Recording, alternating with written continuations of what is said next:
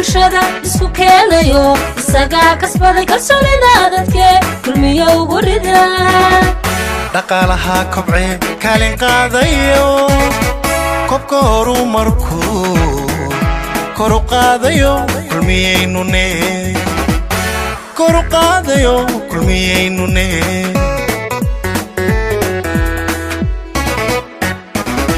lamiyada koriyo korayo ilaa xidhi kayrgalay dalkeenne kadar lagaga soo baxay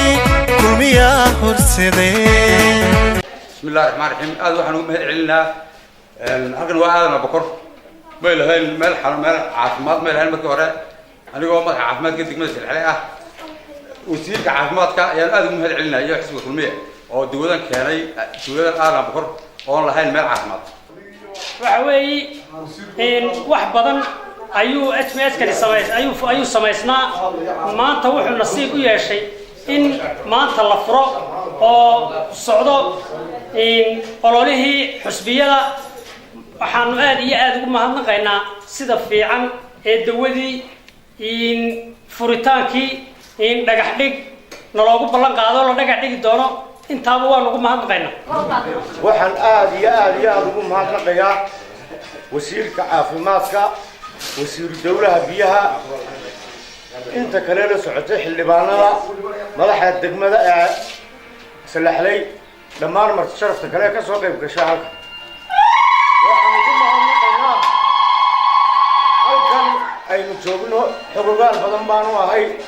deegaanka degan ee halkan ilaahay ku abuuray baan ka mid ahay meeshaasi 2006 maan malaynayaa in la dhisay labada qole aynu joogno waa maalintii koowaad ee la keeno agab caafimaad ee la keeno wasiir caafimaad ee la keeno intaasoo ballan qaado oo wasiirkii caafimaadku halkan ka ballan qaaday maanta dadweynuhuna qaar ka mid ah ay dhageysanayeen ay maqlayeen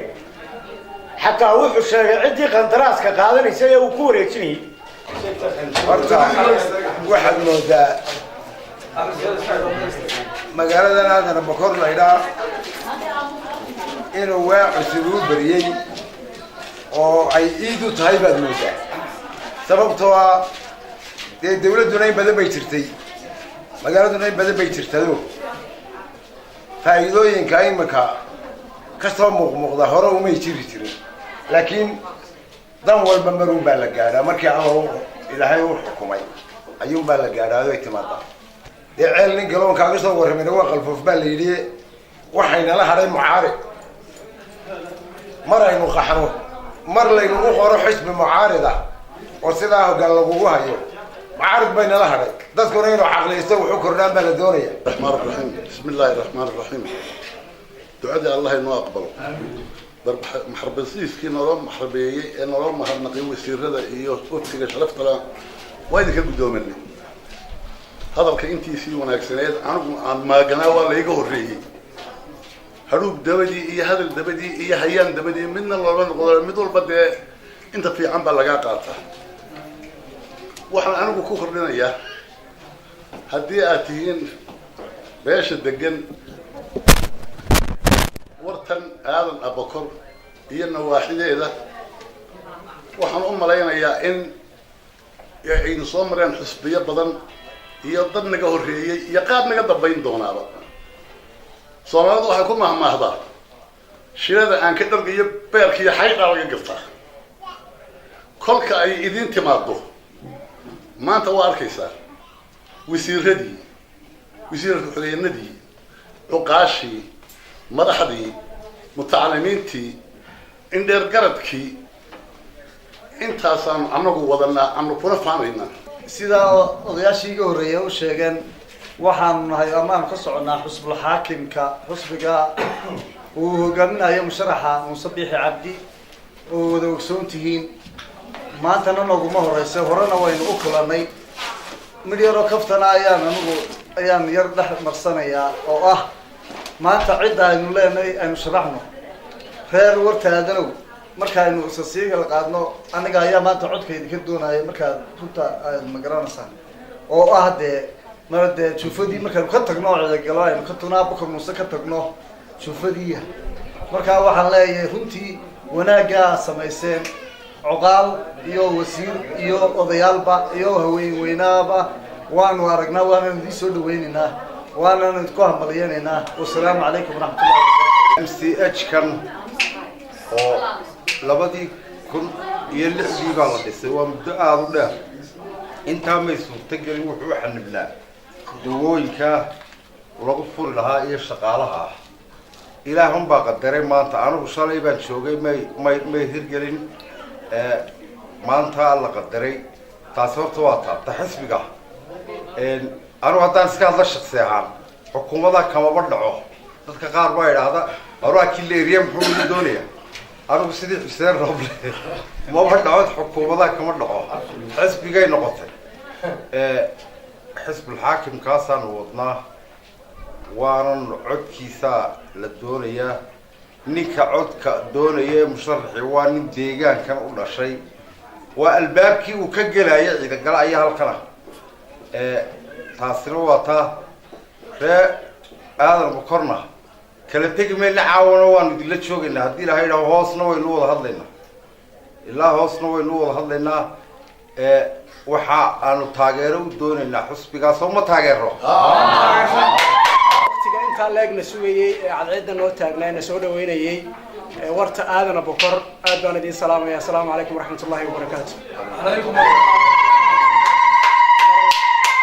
marlabaadka waxaan salaamayaa waftigan ila socday iyo odayaasha iyo madax dhaqameedka aan Hargeysa ka wada nimi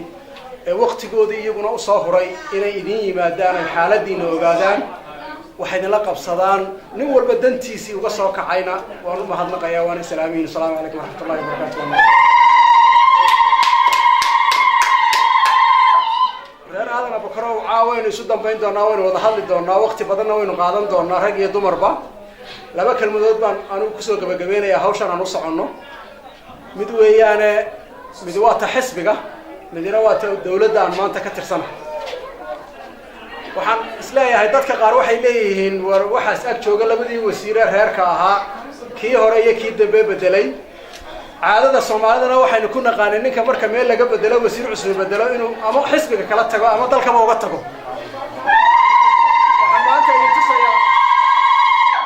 waxaan maanta halkan u wada taaganahay aadan abukaro inaanu midaysannahay oo aanu aniga iyo Cabdiraxmaanba wada taaganahay hal dawladna ka wada tirsannahay hal xisbina ka wada tirsannahay taasoo isleeyahay mala dhaqanka Soomaaliyeed ama dhaqanka Somaliland way ku yar tahay maanta waxa u sameeynaynaa waa idinka daraadiin inaanu anagu wax kasto naga dhaxeeyay iyo xil kasto oo kala qaadnay iyo dawlad kasto oo ku kala jirnay daraadiin uga samirno oo aanu wax idin tarno oo aanu dawladda iyo xisbigaba tusno inaanan haddaanu markaan hoos soo daadaga xataa aadan abukar wadanahay aanan waxba kala lahayn kaayaga yimaadaaba oo kii kala yahay oo aanu gacmaha isu qabanno si aan idinka wax idinku tarno wasiir ka dhawaajiyay 2006 meesha la dhisay muddo badan bay nagu qaadatay haddaynu aadan bokornahay degmada iyo maamulka iyo dhammaan waynu wada ognahay inaynu MCH kan inaynu meel caafimaad helno oo aynu dawo helno oo aynu shaqaale ku filan helno oo wasaaradda ka sharciyeysan xaq baynu u leenahay tuuladeenu u leedahay degmooyinka dalka oo dhammaan u leeyihiin laakiin waxay ku timi idinkuna mucaarad baa haydeen annaguna maadaama mucaarad haydeen waan oran kari weynay war ninkii mucaaradka wax soo siiya waxaynu u baahannahay inaynu wax ka bedelno waxaan halkaa idinku keenay wasiirkii caafimaadka waxaan idin soo ballan qaadnay inaan MCH cusub oo wasaaraddu dhisayso maanta oo halkaa dhagax dhigi doono in aanu idin dhisno oo intaan doorashadu bilaabin aanu dhagax dhigno oo dhismaha bilaabno waliba wala dadka qaar baa isiraahdaa dhismaha waa lagu kaambeyn gareeyaa waxaan maalin dhaweey tagnay higlada oo aniga iyo wasiir xagla toosiye wasiirka caafimaadku isku raacnay dhismaha oo dhagax dhigay 6 bilood ka hor hal kalmadu ku yiri waan idin kala dooranaya ilmaada rayaal oo dhismaha aan maanta idin dhagax dhigaya haddii aan dhisi waayo intaan idin imaadaan dhagax la noqonaya kalmad la yaab loo kalmadaas ku yiri ilaahay baa u fududeeyay waa la dhisay ana u raacay inuu xadhiga ka jaro waxaan aniguna maanta idin leeyahay dhismahana waan dhagax dhigaya oo waan idin dhisaya haddii la yiraahdo halkan aanu ugu talagalnayna waxaanu ka dhigi doonaa rug saldhig oo saldhig bilays baanu ka dhigi doonaa askarna waanu idin keeni doonaa idinla shaqayso mushahar iyo dalkana ka tirsan labada arrimoodba maanta aan idin qabanaynaa dawladina waa taas waa arkaysaan oo waa idin taallaa markaan dawladda intaa ku soo dhameeyo waxaan kaloo dawladda idinka sidaa wasaaradda aanu ka tirsanahay ee wasaaradda biyaha ah waxa maalin dhaweyd noo yimi 10 ceel iyo 10 dhaam oo la qodayo oo loogu talagalay Soomaaliland in loo qaybiyo dhaamka u horeeya iyo ceelka u horeeya waxaan ku qoray Aadan Abukar wasaaradda dhan ma cadaalad darro ma samaynin mana doonayeen inay dhahdo reerkayga baan u hiiliyay laakiin ummaddu waxay xaq u leedahay 7 sano dawladda Axmed Maxamed Siiraayo ay jirtay meelo badan baa ceelaliye dhaam laga qoday markaan anugu imi waxa la yiri warbal maadaama de reerkaagina aanan bariyaha waxba u qaban deegaankaad ka soo jeeday horena mucaarad loogu tirinayay si ay muxaafid u noqdaan ay ummadda uga mid noqdaan ceelka iyo dhaamkaas uge horta sidaasaan idinku soo qaaday wax kaloo ka badanna waan idin soo wadnaa qofku markuu muxaafid yahay uu dawladda oran karaa war waxbaan kugu darsaday maxaad isiisa ta dawladda halka ku dhaafo xisbiga ayaan u soo galayaa isagana laba kelmado kooban ka oranaya waqti kulul weeyaan 5 goor baynu Muuse Biixi Cabdi waxay sunnahay mar waa nin reer Hargeysa mar abtiba u tihiin